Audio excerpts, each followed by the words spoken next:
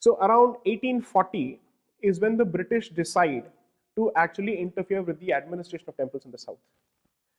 But the actual legislation that comes into force is a legislation of 1927, which was then implemented in the Madras Presidency, which applies to large parts of what are Tamil Nadu today, Karnataka, and other places as well.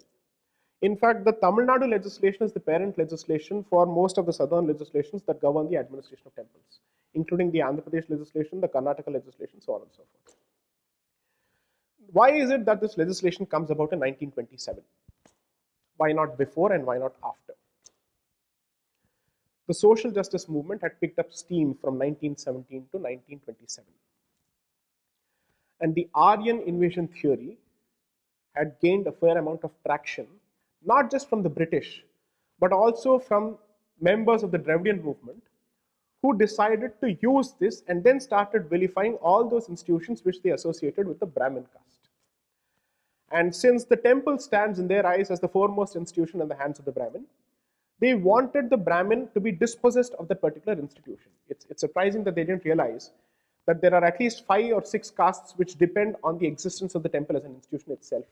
So in the process of targeting one particular community, they ended up affecting all the communities who were casualties and collateral damage as far as this particular movement is concerned.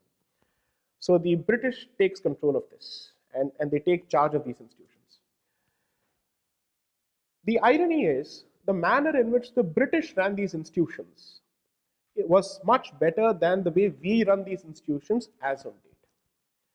The schemes that were settled by the British in the running of these institutions, in the running of their resources, in the management of these resources, were far more equitable, were far more, let's say, imbued with foresight, and were meant for the use of the resources in an efficient manner to prevent corruption of any sort, and for the redistribution of the resources within the community itself, of course with the British government taking a cut as a fee for the administration, which the Indian state continues to do so at 16% per annum.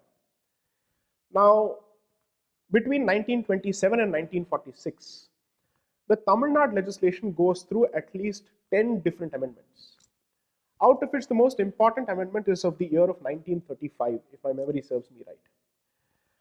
And a certain chapter 6A, was introduced to the legislation, which perhaps is the most pernicious and obnoxious part of the entire temple legislation, because it allows the state to notify a certain temple. So notification as a process simply translates to the government saying that the circumstances are ripe for the state to step in and take charge of the temple. So notification simply means the state says that from today on, this temple shall be under state control.